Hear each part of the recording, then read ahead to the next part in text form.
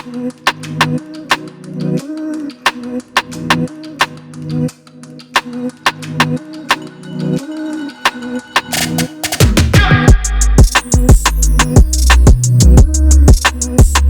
best coffee ever. The Canon R8.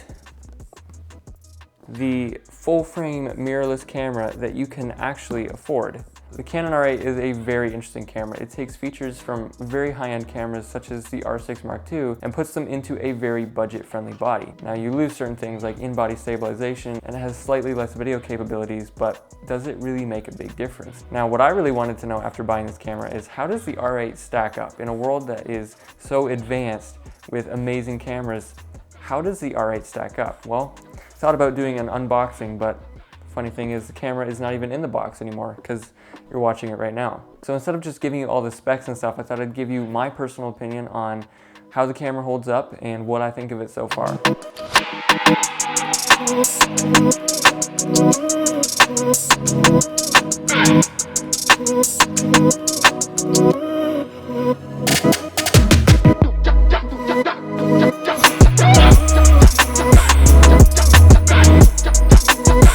For such a small and inexpensive camera, the R8 is incredible. The video capabilities as well as the photography capabilities are amazing. And for the price, it really beats anything in a similar price range. Now, pros and cons that I've noticed with this camera.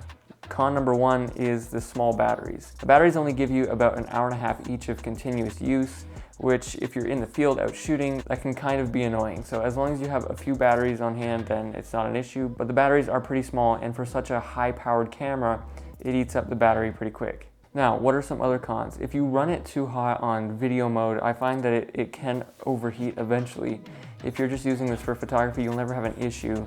But if you're in a hot or even warm climate and you're running this thing on its full video capabilities, 120 FPS, 4K, you're gonna eventually get some overheating. Now, I've never found it to be an issue, but it is there. Now, what are the pros about this camera? One is, of course, the incredibly low price for the incredible power and technology that you're getting.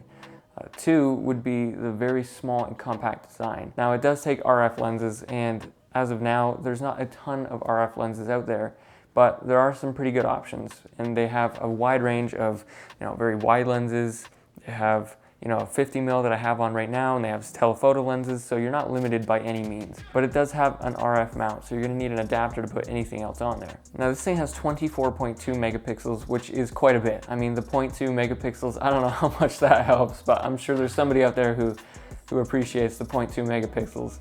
And so the images and the video you're gonna be capturing are gonna be very, very sharp. Now, if you're printing these things huge, you're not gonna run into much of an issue, but there's definitely higher megapixel cameras out there. But because the Canon R8 is full frame, the megapixels doesn't matter as much. You can get away with less megapixels because of the full frame nature of the camera.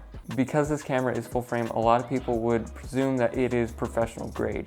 And what I would say is it's about entry-level professional grade. If you are a beginner looking to further your craft, then this is definitely the camera for you. It lacks pro features such as dual card slots, larger batteries, things like that. But if you were to shoot something professionally on this camera, I don't think you'd run into any issues. And to be honest with you, for the price point, this camera has kind of blown my mind, and it's made me think to myself, as a creator, what do I really need? Do I really need something higher end, something twice the price, when this is such an incredible option? And I guess really what it comes down to is, what do you need as a creative? Every creative and what they need for their art is different. And so if what you're looking for is something that produces high quality at a low budget, then the Canon R8 is definitely a solid option for you. After shooting with this thing for about a month now, I haven't noticed any issues, and I'm incredibly excited to test it further and see how much I can get out of this camera.